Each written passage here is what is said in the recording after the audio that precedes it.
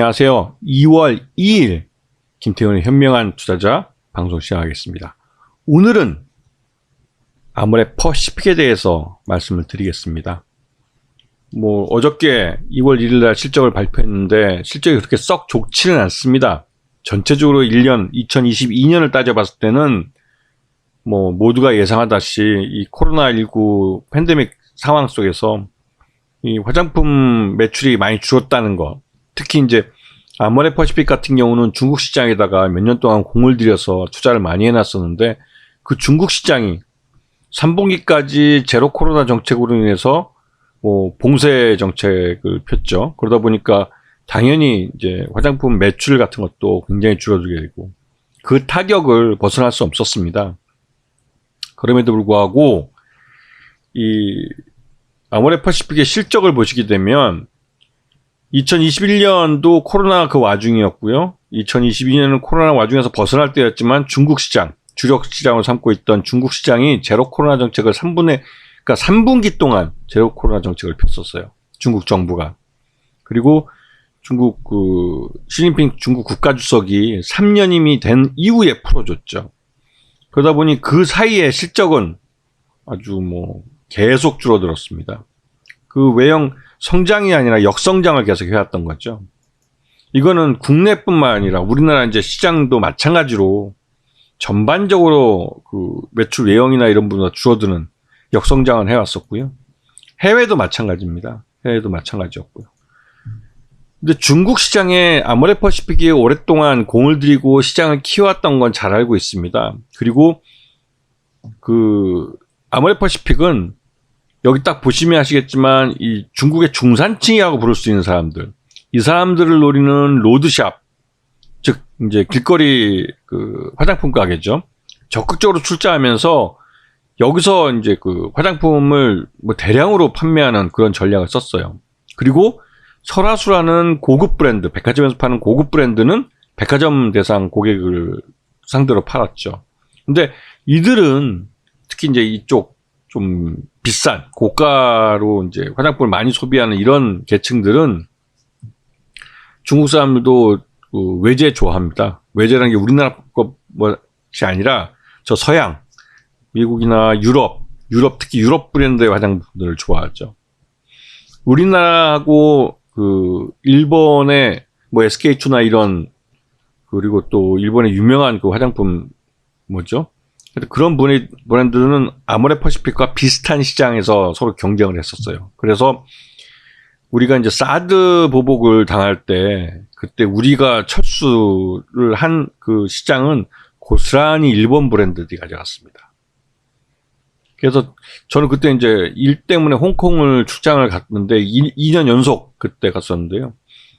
그 사드 보복 터지기 전에 갔을 때는 말 그대로 홍콩 시내에 있는 그 화장품 가게마다 그 앞에 한국 화장품들이 수북히 쌓여 있어가지고 미끼 상품으로 한국 화장품들을 꺼내놨었죠. 그러다가 그 다음에 사드 보복 터졌을 때는 한국 화장품을 찾아보기 힘들었습니다. 진짜로 안 보이는데 그 가게 안에 구석에다 처박아놓을 정도로 그렇게 순식간에 분위기가 바뀌었죠. 그리고 한국 화장품 자리를 고스란히 일본 화장품들이 차지하고 있었죠. 그거 보면서 참 그 속으로 좀 열도 받고 그렇더라고요. 하여튼 이런 현상이, 그리고 나서 이제 그 코로나가 터지고 하면서 우리 한국 브랜드들이 진짜 회복하기 힘들 정도로 그 한국 화장품들이 어려웠었는데요.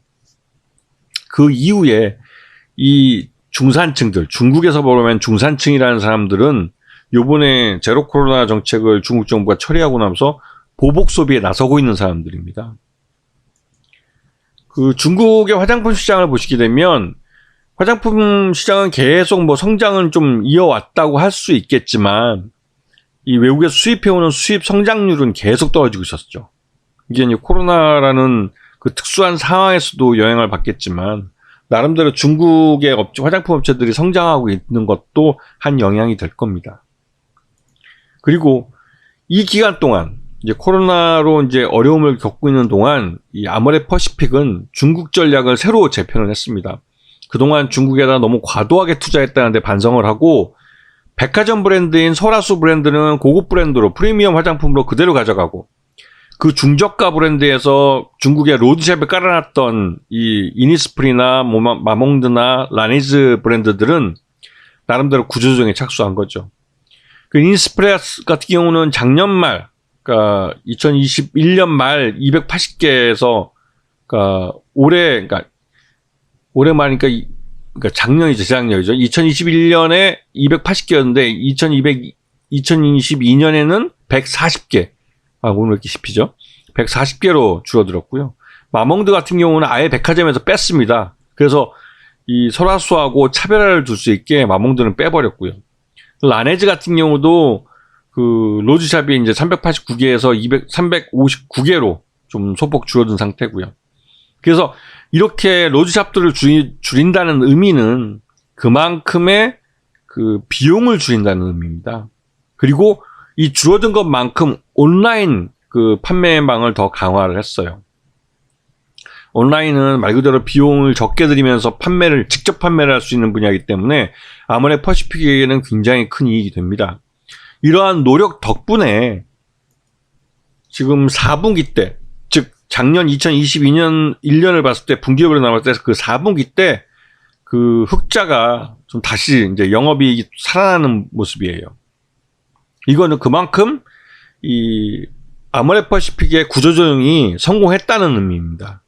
그리고 4분기 때 이런 그 실적 호전은 주가에 고스란히 반영이 됐어요. 특히 이 시점에 이 중국이 제로 코로나 정책을 철회하면서 말 그대로 그 중국 사람들이 다시 그 보복 소비에 나서기 시작한 거죠. 그리고 중국 사람들 중에 그 보따리상들이 있습니다. 보따리상들이 이 제로 코로나 정책이 철회되고 우리나라도 중국인들에 대해서 그 이 그러니까 PCR 검사를 면제해주는 그런 시기가 있었습니다. 작년 말 한시적으로요. 그랬다가 이제 올해 들어와서 1월 달에 갑자기 이제 그 중국의 코로나가 아주 극성으로 늘어났다고 해서 이제 막아버렸죠. 근데 그 사이에, 잠깐 사이에 그 보따리상들이 우리나라 들어와서 한국 화장품들을 굉장히 많이 사갔어요. 그동안 이제 이런 보복 소비가 중국 사람들이 나설 거라는 걸 알고 있었죠. 그리고 아까 앞에서 보셨겠지만 4분기 실적에서 이 아모레 퍼시픽의 구조조정이 먹힌다는 걸 숫자로 보여줬습니다. 그래서 주가도 이렇게 작년 11월 달 이후로 다시 턴어라운드 하는 모습을 보여줬죠. 하지만 중요한 건 아직까지도 이 아모레 퍼시픽은 중국 시장에 대한 의존도가 굉장히 큽니다. 그리고 그 대안으로 작년부터 해서 미국과 유럽 쪽 시장에 대한 그 마케팅 강도를 굉장히 높이고 있습니다. 근데 여기는 새로 마케팅 비용이 들어가야 되는 시장이고 중국은 이미 마케팅 비용이 깔려 있는 상태에서 이제 수익을 내야 되는 시장이기 때문에 좀 차이가 있죠. 그래도 지난 4분기 때의 그 실적을 놓고 보면 그 희망을 갖게 하는 거죠. 다시 한번 이 아모레 퍼시픽이 중국 시장에서 적당히 이제 수익이 올라와 줄 경우에는 예전처럼 30만 원대 주가를 회복할 수 있지 않을까라는 기대감을 갖는데요. 이건 어디까지나 중국 시장에 대한 접근이 가능할 때 얘기입니다. 지금 최근에 중국인들에 대한 PCR 검사를 중국에서 이슈화하면서 우리나라 한국인들의 중국 입국 시에 PCR 검사를 또 강제하고 있죠. 근데 이러한 부분이 양국에 걸쳐서 서로 이제 우리 한국에는 중국 사람들에 대한 혐중론을 일으키는 거고 중국 사람들은 한국 사람들 볼 때 그 혐한론을 일으키게 되는 거죠. 그래서 이런 부분을 정부가 잘 조절을 해야 되는데 지금 현재 정부에서는 좀 그런 부분이 많이 부족한 것 같습니다. 그러다 보니 이제 중국 시장에 대한 우리 한국 기업들의 접근이 제한이 되고 이게 고스란히 우리 기업들에게는 수익의 기회를 잊어버리는 그런 기회비용이 돼버리는 것 같아요. 그래서 참 아쉽긴 합니다. 아모레 퍼시픽 같은 경우는 진짜로 이 중국 시장을 배경으로 해서 전 세계적인 화장품 회사로 성장할 수 있었는데 그 문턱을 지금 넘지 못하고 있는, 제대로 넘었다가 다시 백을 한 그런 상황이죠. 참 안타까운 회사인데요. 이 회사 진짜 성장을 말 그대로 이제 글로벌 화장품 회사로 성장할 수 있는데 이게 참 아쉽긴 합니다. 중국 업체들은 이런 중국 시장, 내수 시장을 배경으로 해서 빠르게 성장하고 있기 때문에 자칫하다가는 아모레퍼시픽이 중국 업체들한테 따라잡힐 수가 있어요. 이거는 스마트폰 시장에서도 똑같은 현상이 나타나고 있죠. 중국 업체들은 중국 시장을, 내수 시장을 이제 발판으로 해서 글로벌 시장을 넘보는데, 우리는 작은 내수 시장으로 인해서 이 중국 시장을 우리의 그 제2의 내수 시장처럼 키워왔었는데, 중국 사드 보복 때 이후로 중국인들의 한국 제품에 대한 이미지, 그러니까 한국에 대한 이미지가 나쁘게 변하면서 이게 중국 시장이 제2의 내수 시장에서 역할을 제대로 못 해주고 있는 그런 상황이긴 합니다. 그래서 중국에 대해서 우리 국가 이미지를 좀 좋게 하는, 그래서 뭐 K 컨텐츠 같은 것들도 새로 들어가서 사람들한테 이 한국 컨텐츠가 쿨하고 좀 세련되고 멋있고 하다는 걸 다시 한번 인식시켜줘야 될 필요가 있죠. 그래서 이 아모레퍼시픽 같은 경우는 이러한 중국인들이 한국에 대한 인식, 이미지 이런 거에 의해서 직접적으로 영향받는 산업이기 때문에 그런 부분에서 주가 상승이 좀 지금 작년 11월 달 이후로 짧은 기간에 막 86,000원에서 지금 15만원까지 올라왔으니까 한 80%, 90% 정도 주가는 상승한 건데요. 소리 소문 없이. 근데 그에 대해서는 지금 더 갈 수 있는 업체인데, 더 좋은 평가를 받을 수 있는데 좀 아쉽다는 생각이 듭니다. 물론 퍼는 뭐 150이 넘으니까 굉장히 높은 퍼를 받고 있는 거죠. 그런 면에서는 좀 리스크는 있습니다. 실적에 대한 이 뒷받침이 제대로 되지 못하고 있기 때문에.